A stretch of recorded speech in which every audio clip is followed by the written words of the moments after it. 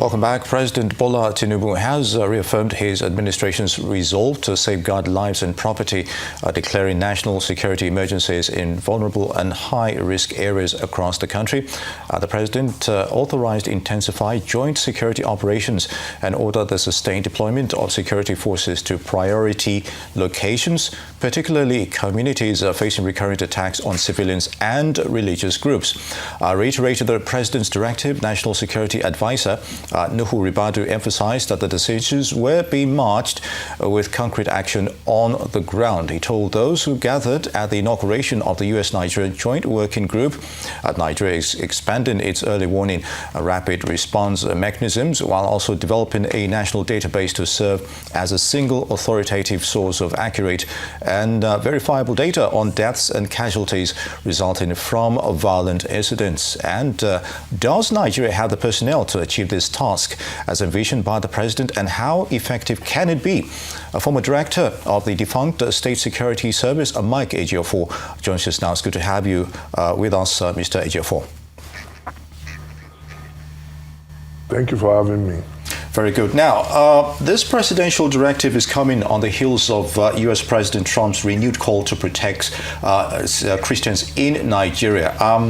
Do we have the personnel to achieve this order on security, and are they stretched thin at the moment, handling many cases simultaneously in the north and beyond? Well, talking realistically, we don't have sufficient boots on ground to tackle these challenges. And that's why the president also has directed that the military and all the security agencies should put in more effort. If you recall that only recently the president directed that all the policemen attached to some VIPs be withdrawn to boost the morale and the number of staff. He also directed that about 40,000 policemen should be recruited, equally directed the SSS to get recruit the forest guard and get them deployed. This thing is going to take time. But one is going to take time to materialize, because if you talk of training, even if you are doing a crash program, there's no way you do less than 3 months for any of these people. The police, they train for 6 months, and the forest guard, I don't know how long they're going to be trained. So for all these things to put, so that we have sufficient boots on ground, it's going to take a little time. But as a president and the leader of the country, he has to motivate, continue to give people assurance. And if you recall that our military has been on top of the game ever since, in collaboration with other security agencies, the SSS. But the worrisome aspect now is this new development in mass kidnapping. And I think one could attribute it to these insurgents trying to still show that they are still potent, they are still very much around. But I believe that with time, with combination of our efforts, the men on ground will overcome. And if, see, like the NSA said, we're also having collaboration with the United States. I don't want to always look at this issue of U.S. being portrayed as protecting Christians, but I think we are collaborating to protect Nigerians. Now, historically, how effective have security deployments been in preventing attacks on vulnerable communities? Because we've usually, in the past, we've had stories of warnings being ignored or security officials leaving a community hours before the attack happens. So how effective, really, has this been over the years? Well, I think the collaboration between our security forces and the citizens must be emphasized. Like the example you gave, and people have been questioning. I think the issue you are raising is what happened in Kebbi, that some people were withdrawn before the attack took place, despite the intelligence provided. I expected by now that the outcome of that investigation should have been made public so that people will be punished or sanctioned, so that next time it will not happen. But I believe that the citizens on their own part are collaborating with our security forces, providing the necessary intelligence and also protecting their their various community and environment. Very good, Mr. Ejiofor. Now, earlier you talked about not having enough boots on ground, and in this case, is Nigeria leveraging enough on community policing to prevent mass kidnappings and, of course, banditry, especially in vulnerable communities, as early warning platforms? We have the vigilante groups like the Amotekun in the southwest, and of course, in some groups in the southeast as well. Governors are also having vigilante groups springing up. So, can they be used as early, warning platforms to at least as a prevention towards all these crimes? Of course, all forces, human, material resources, civilians must be mobilized. And that brings me to the issue of, I don't know why the delay on the part of the legislator and the federal government. Virtually everybody has bought into this issue of the state police. And I can tell you that virtually all the states have different names.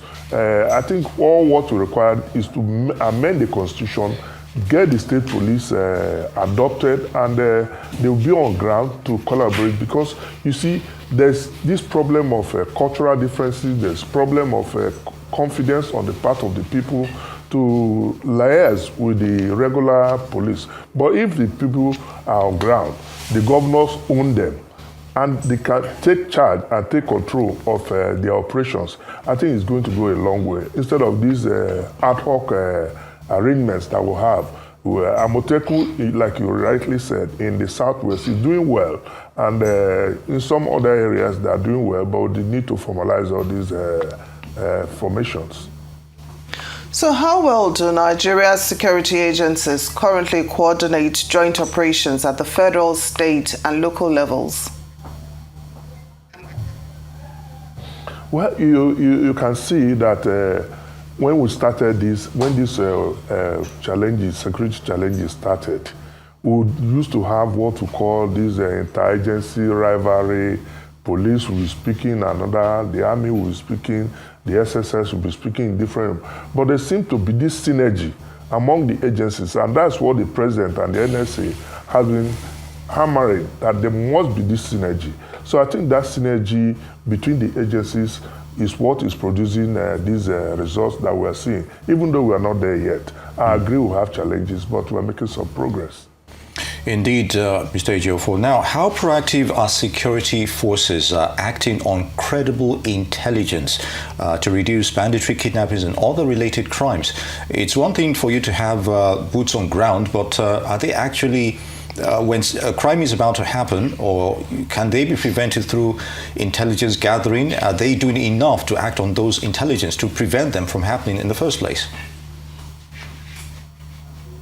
Well, I agree. In some cases, intelligence is provided and acted upon. But again, you see that action agencies are incapacitated. Some of them, like the police, the army, if you provide the necessary intelligence and the terrain, especially on governed spaces, you can't get access to that place. Even when you have access to that place, it becomes a challenge to move into that area. Like all these bandits, it's easier for them to move around. They move with bikes, and mostly bikes. They move in hundreds.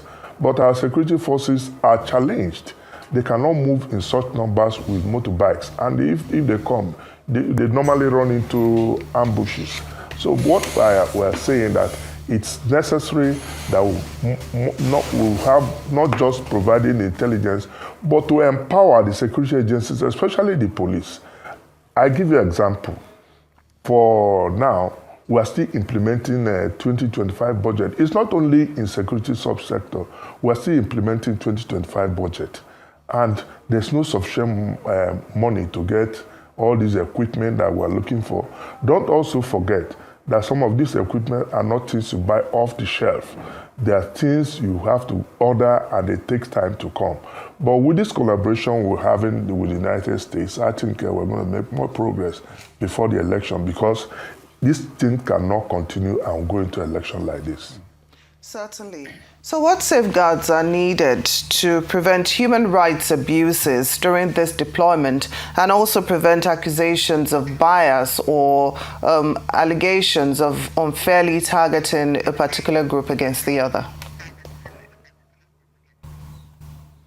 Well, you see, the challenges we have are multifaceted. If you go to the southeast, for instance, you don't have the issue of, you have the issue of agitation. You go to the southwest, it's a different thing. You go to the, so that is why we say that solutions to security challenges are local, and we must adopt local solutions.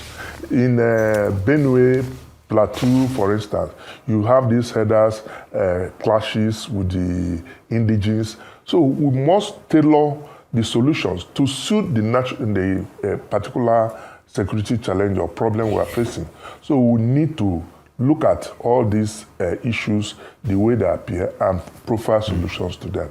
Indeed, Mr. Ejiofor, I know earlier you were talking about the deficiencies when it comes to equipment in that regard. But how about technology, available technology now in fighting crime, especially drones in reconnaissance, in hard-to-reach areas and intelligence gathering, as it were? Are security forces equipped in that manner? Not too long ago, we hear about the Air Force, trying to engage in some kind of drone production, as it were, to be produced here locally. And there are a few companies that are springing up, private companies, with that, resources. So what's the way there, hopefully? What's your thought? Well, we are producing locally some of these equipment, but they also have to be tested. Some people who sell this equipment, they'll come and tell you that this is the best solution. But when you deploy them, you see they are not, and you have wasted a lot of money. Look at the drones, look at the launchers that the United States use once. You know how much it costs. We don't have such an amount of money, so that becomes an impediment. But I can tell you that with time, if we are producing all these things locally, collaboration with all these foreigners, I think we'll make progress. I think we are really trying, but we still need to do more. Well, former director of the defunct State Security Service, Mr. Mike Ejiofor, thank you so much for joining us on Newsday.